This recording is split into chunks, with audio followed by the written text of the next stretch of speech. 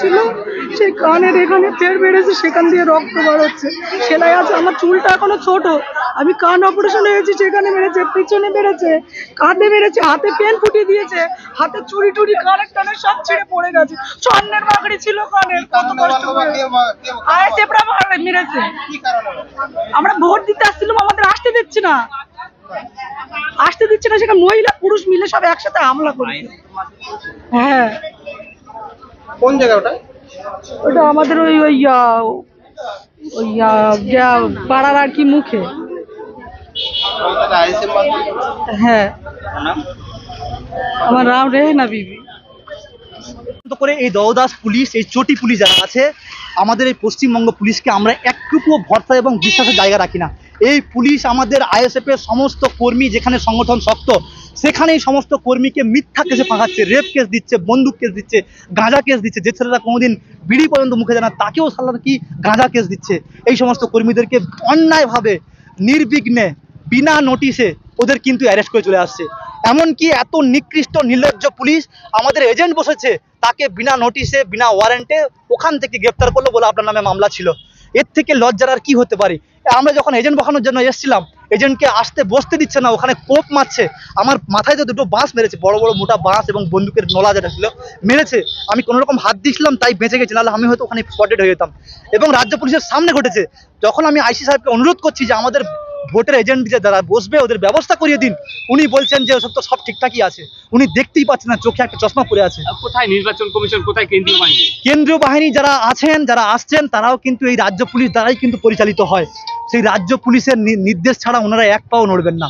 অতএব সেই কেন্দ্রীয় বাহিনীকে যখন আমরা অনুরোধ করছি যে আপনারা আসুন, আমাদের ভোট কর্মীরা ভোট দিতে পারছে না, এজেন্টরা এজেন্ট বসাতে পারছে না, ওনারা বলছেন আপ আইসি को बताइए, थाना का आईसी जब तक नहीं बोलेगा तब तक मैं कुछ नहीं कर पाएंगे। এই হচ্ছে বর্তমান আমাদের ইলেকশনের পরিস্থিতি। ঘটনা হচ্ছে এখানে শান্তিপূর্ণ নির্বাচন আমরা চেয়েছিলাম এবং হচ্ছিল। এই মতো অবস্থায় নূর আলম চৌধুরী এই সাতটা বিধানসভা যাদবপুর লোকসভা কেন্দ্র, এখানে নির্বাচনে দাঁড়িয়ে সামান্য একটা জাউলগাছি অঞ্চল ভাঙড় বিধানসভার মধ্যে, সেই জাউলগাছি অঞ্চল কেন্দ্র করে আপনারা ফুলবাড়ি গ্রামে এসে এখানে উত্তেজিত করে আমার মেয়েদের ওপরে, আমার মায়েদের ওপরে, সদস্যর ওপরে অতর্কিতভাবে মহিলাদের ওপরে আক্রমণ করেছে নূর আলম চৌধুরী। আমি ওকে এখান থেকে ফিরতে দিতাম না, ও জানলে ফিরে গেছে। আমি আমাকে রিকোয়েস্ট করেছিল যে আমাকে আপনি ক্ষমা করে দিন, আমাকে বাঁচতে দিন। আমি ওকে ভদ্রলোকের মতো ওকে পাঠিয়ে দিয়েছি।